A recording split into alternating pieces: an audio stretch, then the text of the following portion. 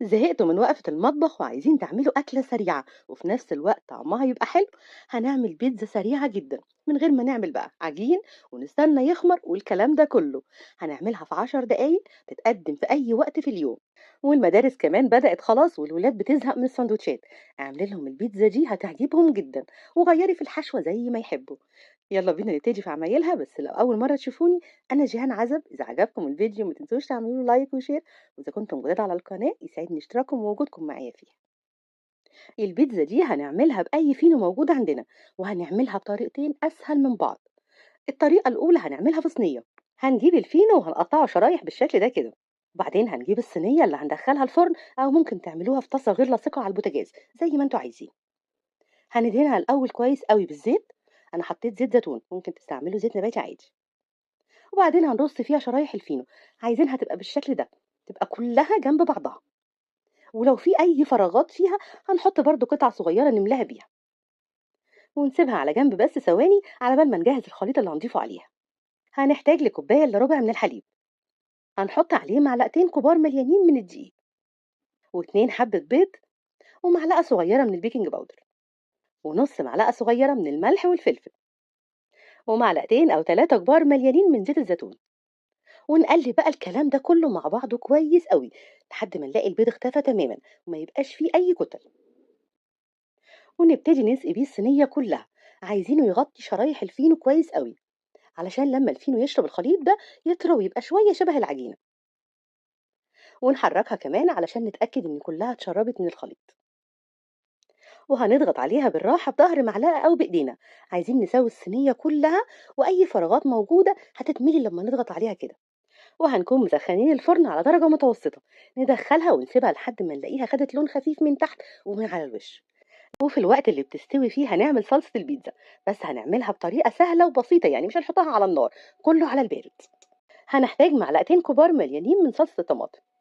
وجبت طماطمية كبيرة أو اتنين متوسطين، بشرتهم وحطيتهم عليها. وهنحط عليهم كمان 3 أو 4 فصوص من الثوم المفروم.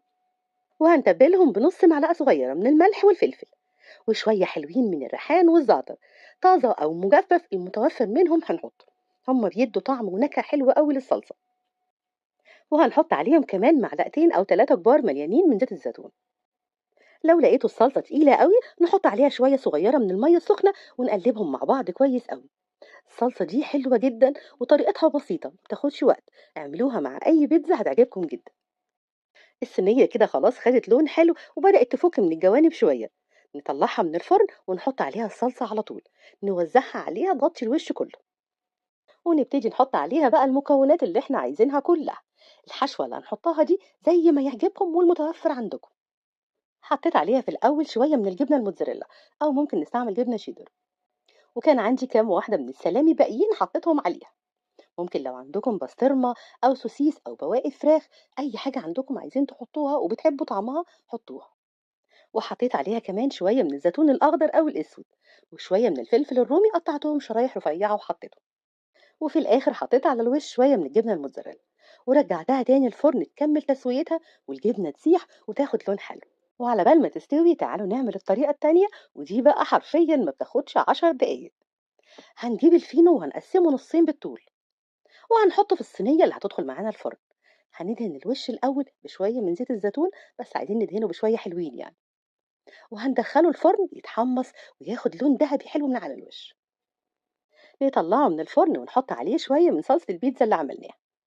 وهنحط كمان شوية من الجبنة الموتزاريلا، الجبنة الشيدر، أي حاجة منهم. وهنلم بقى بواقي التلاجة، أي شوية سوسيس باقيين نحطهم، شوية بسطرمة، مع كمان نحط شوية زيتون، فلفل. ممكن نحط فلفل حامي كمان، اللي احنا عايزينه نحطه عليها. دي ترجع لينا احنا وللي احنا بنحب طعمه. وهندخلها تحت الشواية، يا دوب بس الجبنة تسيح وتاخد لون حلو. مش هنشغل عليها الفرن تاني. العيش متحمص خلاص وكل حاجة فيها مستوية، مش محتاجة تدخل الفرن. نطلعها وتتقدم وهي سخنة. الطريقة دي مع الفينو، أو لو عندنا كام واحدة من التوست باقيين، بيبقى طعمها حلو جدا. من الحاجات الحلوة والسهلة اللي العيش فيها بيبقى مقرمش وواخد تحميصة حلوة.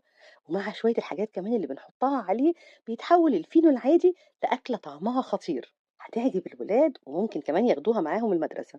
نغير لهم بقى في الحشو زي ما هم عايزين. جربوها هتعجبكم جدًا، وبألف هنا على قلوبكم مقدمًا، وأشوفكم على خير.